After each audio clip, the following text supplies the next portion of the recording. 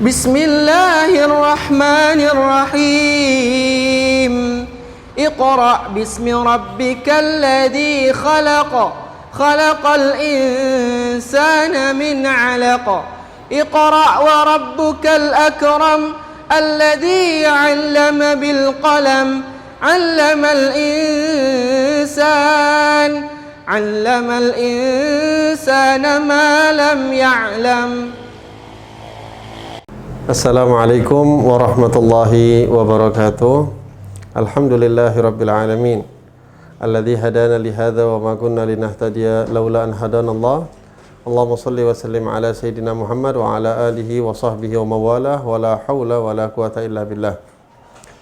Di antara karunia yang terbesar yang diberikan oleh Allah Subhanahu wa taala kepada kita sebagai umat Nabi Muhammad sallallahu alaihi wasallam adalah diturunkan oleh Allah Subhanahu wa taala kepada kita kitab suci yang terindah, kitab suci yang teragung, yaitu kitab suci Al-Quran, yang diberikan oleh Allah Subhanahu wa taala melalui lisan baginda Nabi Muhammad sallallahu alaihi wasallam, yang disampaikan oleh Rasulullah kepada kita semua.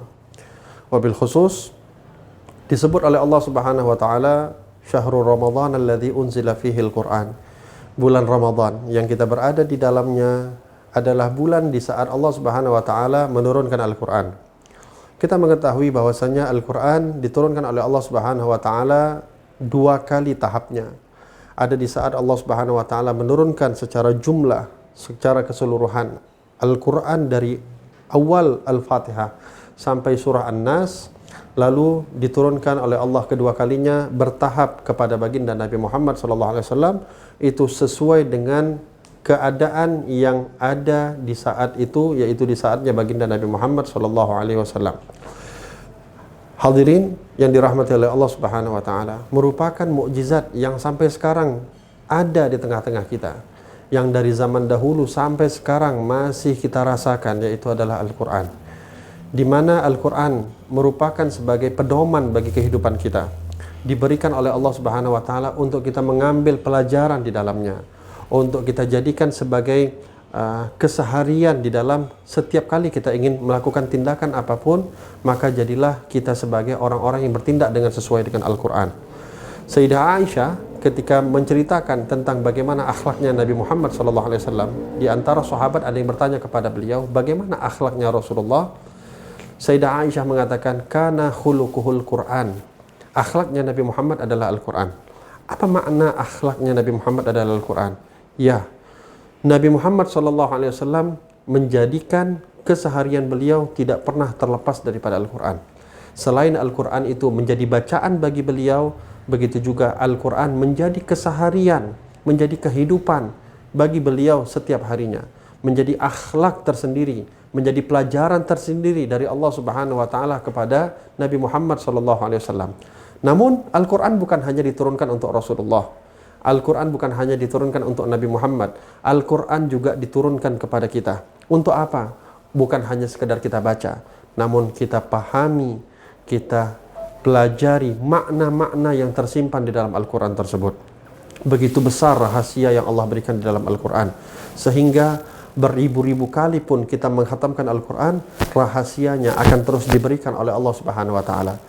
Tinggal bagaimana sikap kita, apakah kita ingin menjadikan Al-Quran sebagai kehidupan kita, atau justru malah kita tinggalkan Al-Quran tersebut.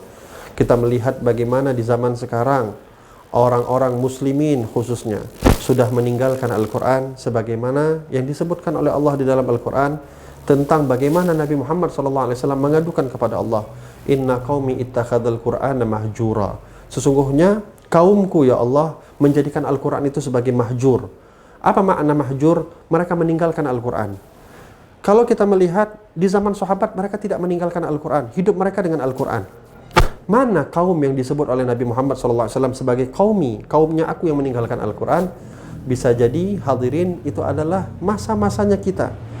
Kaum yang disebut oleh Nabi Muhammad SAW sebagai orang-orang yang meninggalkan Al-Quran, bisa jadi itu adalah kita, yang kita melihat bagaimana Al-Quran hanya sekedar penghias di dalam rumah kita. Al-Quran hanya sekedar pajangan di dalam rumah kita, tanpa lagi kita memperhatikan. Mohon maaf, mungkin kita lebih sibuk dengan membaca media sosial, kita lebih habis waktu kita untuk membaca media-media online dibandingkan Al-Quran. Padahal apa yang kita baca dari media sosial, khususnya yang tidak membawa manfaat apapun di dalam kehidupan akhirat kita, tak akan ada manfaatnya apa yang kita baca. Habis masa kita, habis umur kita, yang kita baca tersebut tidak akan menjadikan manfaat apapun nanti ketika di yaumil qiyamah. Tapi ingat, setiap huruf Al-Quran itu bernilai pahala di sisi Allah Subhanahu wa Ta'ala. Kata Nabi SAW, Iqra'ul Quran, bacalah kalian Al-Quran, karena setiap hurufnya akan diberikan ganjaran oleh Allah Subhanahu wa Ta'ala 10 kali lipat. Wala aqulu alif lam mim harfan, aku tidak mengatakan alif lam mim itu satu huruf, bal alif harf, wa lam harf, wa mim harf. Alif itu satu huruf, lam itu satu huruf, mim satu huruf. Anda bayangkan, kita hanya mengucapkan alif lam mim saja, kita sudah mendapatkan 30 kebaikan dari Allah Subhanahu wa Ta'ala. Anda bayangkan berapa huruf yang ada di dalam satu Al-Quran penuh. Kalau kita baca, berapa pahala yang akan diberikan oleh Allah Subhanahu wa Ta'ala. Khususnya bulan Ramadan, bulan di saat Allah turunkan Al-Quran, untuk kita lebih memperbanyak membaca Al-Quran. Kita khatamkan Al-Quran di bulan suci Ramadan. Sudah berapa lama Ramadan lewat kepada kita? Berapa kali kita sudah menghatamkan Al-Quran? Lihat bagaimana para ulama kita terdahulu. Al-Imam Syafi'i dikatakan, selain di lain bulan Ramadan beliau setiap hari menghatamkan 1 kali Al-Quran. Khusus di dalam bulan Ramadan beliau menghatamkan 2 kali Al-Quran. Dan begitu banyak di antara mereka yang semangat di dalam membaca Al-Quran, khususnya di dalam bulan suci Ramadan. Maka mudah-mudahan insya Allah kita pun diberikan oleh Allah Subhanahu wa Ta'ala ilham dan taufik, agar kita senantiasa menjadikan Al-Quran sebagai hidupan kita, sebagai keseharian kita, dan mudah-mudahan Al-Quran yang kita baca nanti di yaumil qiyamah insya Allah menjadi syafaat bagi kita semua. Amin ya rabbal alamin. Wassalamualaikum warahmatullahi wabarakatuh.